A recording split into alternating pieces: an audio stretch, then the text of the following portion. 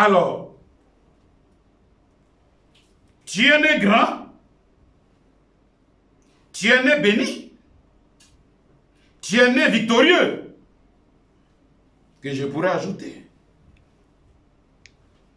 Mais, tu es presque réduit à néant. À qui la faute? Que faire? Mais pourquoi j'ai dit que tu es né grand? Pourquoi j'ai dit que tu es né béni? Pourquoi j'ai dit que tu es né victorieux? Écoute-moi. Il n'y a pas de victoire sans combat. Tu as été victorieux à plusieurs niveaux. Tu as gagné déjà 5 batailles. Tu as la 6e bataille.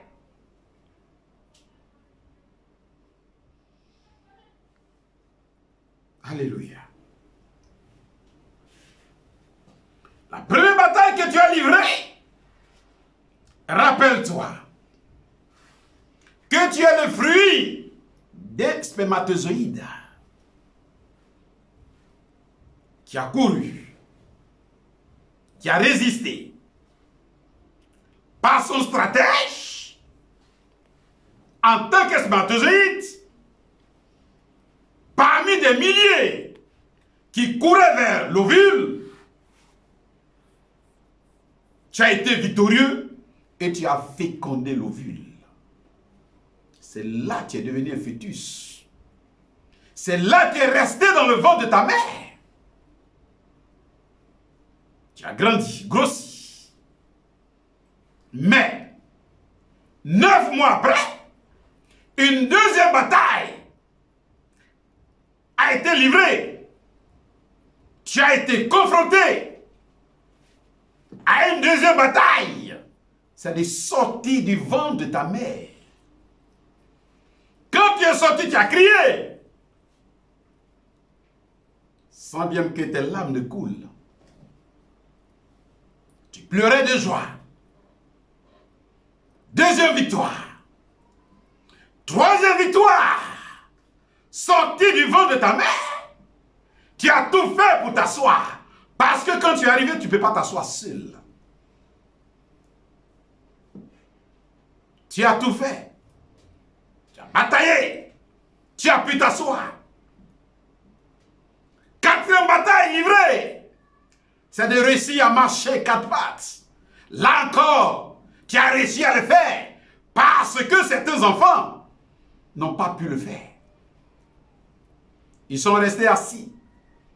Sans faire 4 pattes. En dehors de cela, 5e bataille livrée, sorti victorieux, tu as pu marcher 4 pas. C'est pourquoi je dis, tu es victorieux, tu es né grand, fort, puissant. Tous n'ont pas pu marcher à 4 pattes.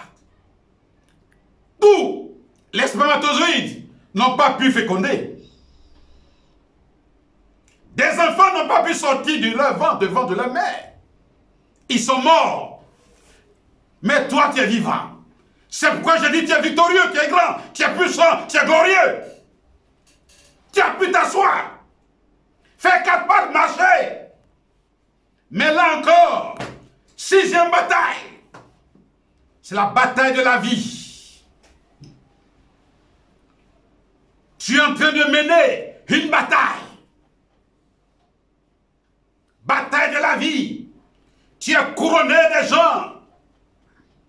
Des personnes que toi tu choisis. Et encore, il faut vaincre. Il faut vaincre cette vie sur la terre des hommes. Cette vie qui n'est pas si facile. Parce que tu es entouré d'hypocrites, des méchants, des voleurs, des brigands, des gens qui cherchent à t'abaisser, Quand tu viens t'élever, des gens t'appuient dans l'homme, qui tirent des ficelles. Quand tu viens t'avancer, une bataille féroce. Tu tues. Tu tues. Tu tombes, tu te réveilles. Tu tombes, tu te relèves. Mais je sais que tu sortiras victorieux si c'était des hommes où tu as 7 adversaires. Le diable, premier adversaire, il est là avec ses démons. Il t'encercle, entouré des hommes méchants, des hypocrites qui rient avec toi. Et quand tu tournes le dos, ils disent autre chose. Mes chers amis, mes chers frères et sœurs en Jésus-Christ, j'ai dit, tu es né grand, tu es né victorieux, tu n'essaies de combattre. Tiens bon, tiens bon, tiens bon. Il te reste une victoire, une bataille. Une bataille. Quand tu gagneras la bataille des hommes, la vie, la bataille de la vie sur la terre des hommes. La dernière bataille, c'est de gagner le ciel. C'est de gagner le ciel. Là encore, tu as assez d'ennemis. Le diable, Satan et ses démons s'opposent à toi. Le péché, livré de toi. Car le salaire du péché, c'est la mort. Sors du péché. Tu auras la victoire. Pour le royaume, la Bible dit, dans 1 Corinthiens 15, verset 26, que je lis une bataille, la bataille de la vie et de la mort. La Bible dit, dans 1 Corinthiens 15, le verset 26, que je lis, le dernier ennemi qui sera détruit, c'est la mort. 1 Corinthiens 15, verset 26. Le dernier ennemi qui sera détruit, c'est la mort. Tu dois le détruire pour aller au ciel. La mort n'aura pas de victoire sur toi. Ton Père vit éternellement, tu dois vivre éternellement. Débarrasse-toi de tout ce qui peut t'empêcher de gagner cette dernière bataille. Tu es réduit en néant. Pourquoi? Je ne sais pas. À qui la faute? Certainement. Avant ta naissance, ton père ou ta mère ont consulté les faux dieux. Ils ont consulté les montagnes, l'eau, avant que ta mère ne tombe enceinte de toi. Et là, tu es venu au monde. Tu es venu au monde. Le diable, Satan et ses démons te réclament. Il te réclame. Comment tu es né? Peut-être, à ta naissance, on t'a régné. Ton père voulait un garçon ou une femme. Mais il a eu un enfant de sexe contraire à ses besoins, à ce qu'il voulait. Il voulait femme ou bien un garçon. Mais voilà, tu es femme. Il t'a déjà rejeté. Mais si dès ta naissance, ton père t'a rejeté, ou ta mère t'a rejeté, tu vois, la société entière te rejette. Te rejette. C'est pas ta faute. À ta naissance, qui a coupé ton cordon ombilical? Qui l'a enterré? Qui a parlé sur ton cordon ombilical? Voilà le mal. Voilà pourquoi tu es en train d'être réduit à néant. Ésaïe nous a dit, Ézéchiel plutôt, dans Ézéchiel 16, vous connaissez ce passage, Nous pouvons le lire à partir du premier verset. Il nous dit ceci. La parole de l'Éternel me fut adressée en ces mots. Ézéchiel 16, le verset 1 jusqu'au verset 6. Fille de l'homme, fais connaître à Jérusalem ses abominations. Tu diras, ainsi parle le Seigneur l'Éternel à Jérusalem. Par ton origine et ta naissance, tu es du pays de Canaan. Ton père était un Amorien et ta mère une Étienne. À ta naissance, au jour où tu naquis, ton nombril n'a pas été coupé. Tu n'as pas été lavé dans de l'eau pour être purifié. Tu n'as pas été frotté avec du sel. Tu n'as pas été développé dans des langes. Le verset 6, 5. Nul n'a porté sur toi un regard de pitié pour te faire une seule de ces choses, par compassion pour toi. Mais tu as été jeté, tu as été abandonné dans les champs le jour de ta naissance, parce que on avait horreur de toi. On avait horreur de toi. Dès le commencement, tu n'as pas été aimé. Tu as été un sujet d'horreur. Voilà le mal qui te mine. Voici ce qui t'a fait. Voilà ton problème. C'est pourquoi tu es en train d'être réduit à néant.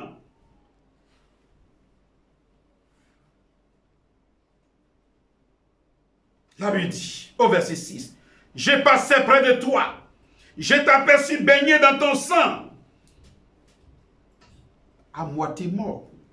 Et je te dis, vis dans ton sang. » Je te dis, vis dans ton sang.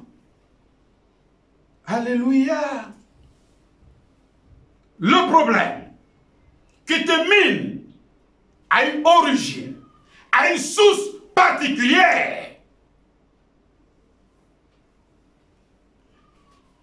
Mes chers parents, que me direz-vous?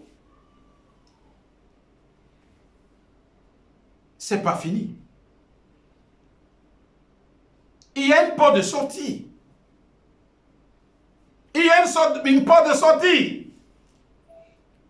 Dieu, en te créant, Dieu t'a béni. Ton Père qui t'a créé les riches. Tu dois être riche. Qu'est-ce qu'il nous a dit? Dans Genèse 1. Dans Genèse 1. Qu'est-ce que tu dois faire? Lisons. Dans Genèse 1, à partir du verset 6, il est écrit, puis Dieu dit, faisons l'homme à notre image, selon notre ressemblance. Tu dois ressembler à Dieu dans toutes les dimensions. Ton père riche, tu dois être riche. Ton père domine, tu dois dominer. Ton père fort, tu dois être fort. Ton père n'a peur de rien. Rien ne pourra tenir devant ton Dieu. Rien ne tient devant ton Dieu. Ainsi, rien ne doit tenir devant toi. Selon notre ressemblance.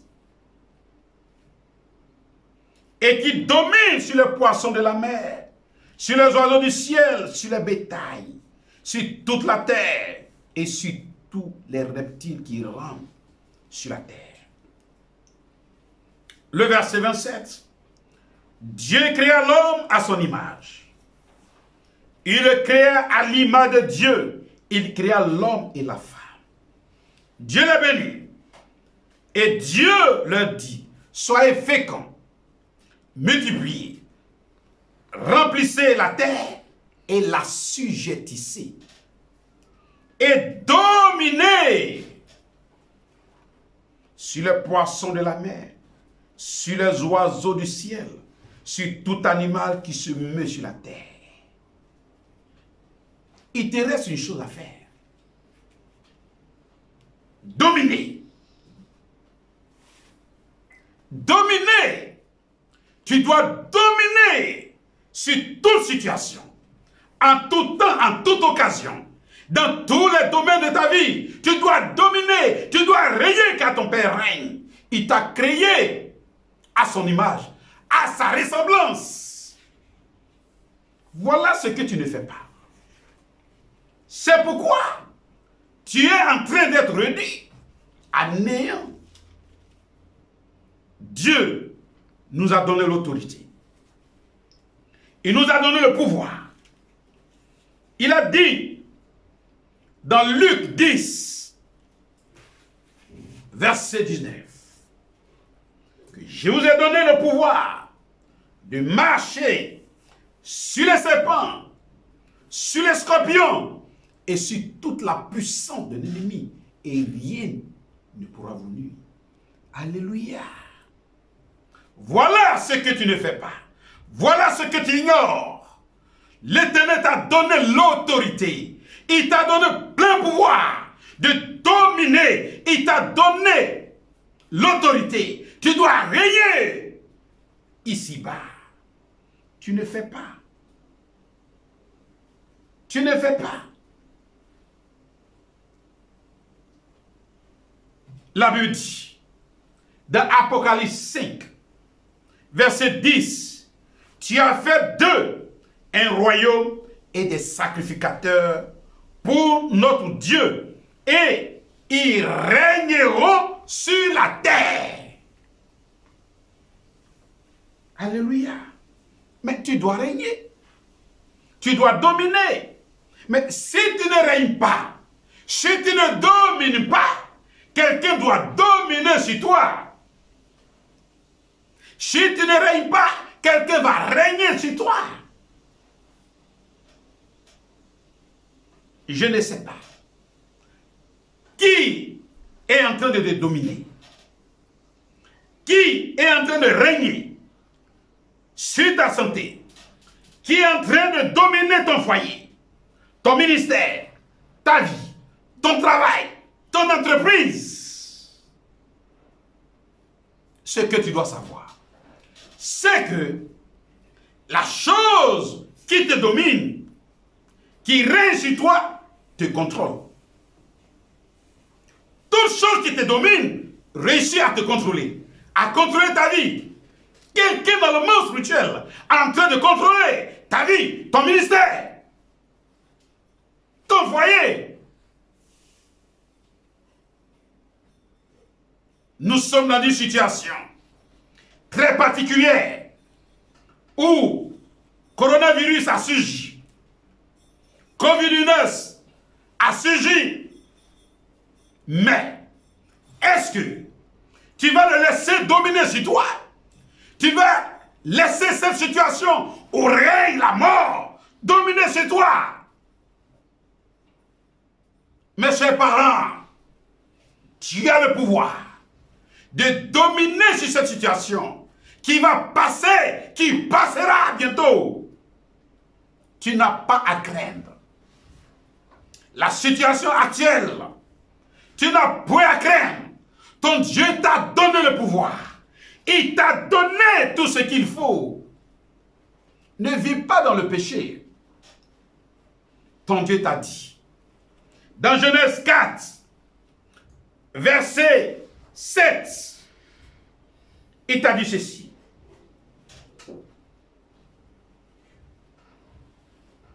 Certainement, si tu agis bien, tu relèveras ton visage. Si tu agis bien, tu relèveras ton visage. Et si tu agis mal, le péché se couche à ta porte. Et ses désirs se portent vers toi. Mais toi, domine sur lui, domine sur le péché, quitte dans le péché. Parfois, fuis le péché. Tout dépend de toi. La Bible dit à tes résolutions répondra le succès. Tout dépend de toi. La victoire dépend de toi.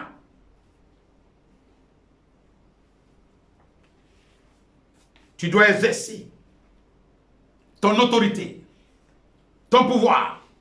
Tu dois méditer la parole. Tu dois t'accaparer des versets bibliques et s'appuyer là-dessus et dire à la situation, arrête, stop, ça suffit, je ne veux plus de toi, sors, change, ça suffit, il faut que ça change. Tant que tu ne te réveilles pas, tant que tu n'es pas animé d'une colère sainte, la situation ne changera pas. Tout est à ton pouvoir. Tout est à ton pouvoir. Je vais te dire aujourd'hui que tout est à ton pouvoir. Tu dois dominer sur la chose que tu penses qui est en train de contrôler.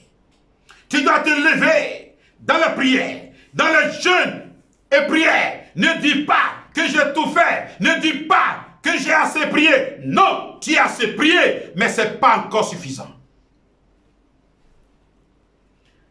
Ce n'est pas encore suffisant. Mes chers parents, exercez votre autorité. Comme le fait certaines personnes dans la Bible. Vous devez exercer votre autorité. Josué a exercé son autorité. Il a fait arrêter le soleil et la lune. Dans Josué 10, verset 12, nous pouvons lire cela.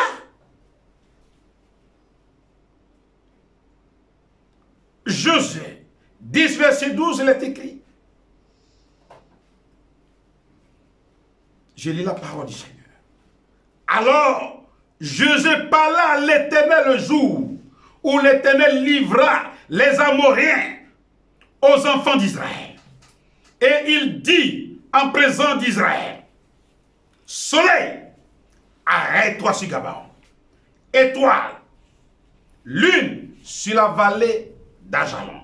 Et le soleil s'arrêta. Et la lune suspendit sa course jusqu'à ce que la nation eût tiré vengeance de ses ennemis.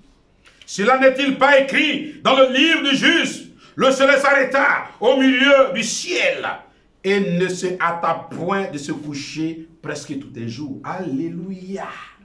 Parle à ta situation, afin que le mal qui est en train de te détruire s'arrête. Arrête sa destruction. Tu peux parler à la situation pour que ce virus, coronavirus, s'arrête. Arrête sa destruction. Tu as l'autorité, tu as la puissance. Ne dis pas que si Dieu a autorisé, personne ne peut arrêter la main de Dieu. Oui, je suis d'accord. Mais Dieu aussi est miséricorde. Intercédant. Alléluia. Élie et Élisée ont exercé leur autorité. Dans 2 Rois 2, le verset 7 et le verset 8. Élie a pris son manteau. Il a frappé le Jourdain. Et le Jourdain s'est divisé à 2. 2 Rois 2, verset 7 et 8. Je lis la parole. 50 hommes, donc les fils des prophètes, arrivèrent et s'arrêtèrent à distance vis-à-vis. Et eux,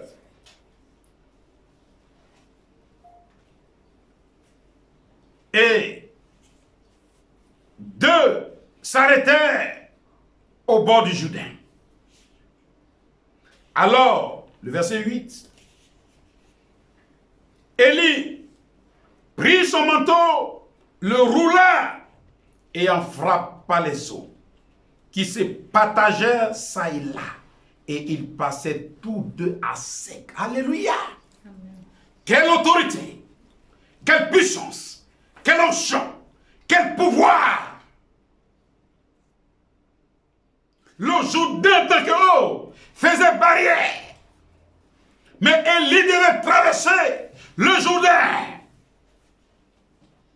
Il a pris son manteau, il a frappé le Jourdain. Et le Jourdain est devenu sec, il est passé à sec. Son disciple, Élisée, a fait autant. Il a fait autant.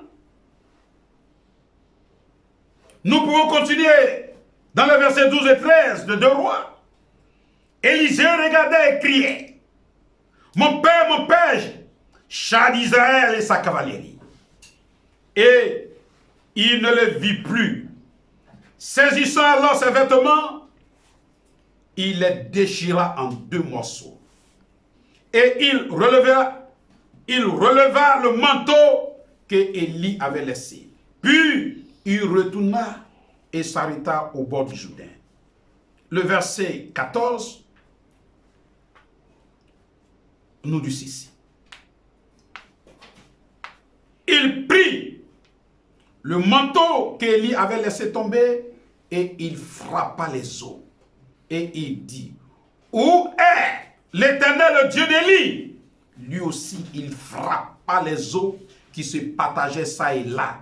Et Élisée passa. Alléluia! Voici des gens, des exemples de personnes qui ont exercé leur autorité. Mais pourquoi?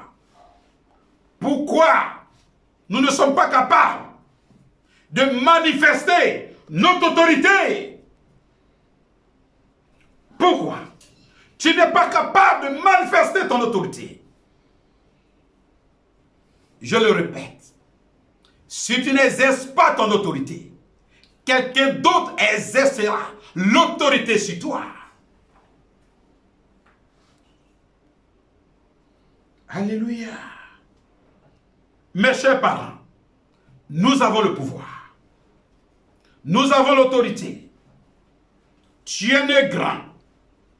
Tu as toutes les armes nécessaires. Tu es né béni, car Dieu t'a béni de toutes sortes de bénédictions. Tu dois vaincre la bataille sur la terre des hommes pour regagner le ciel.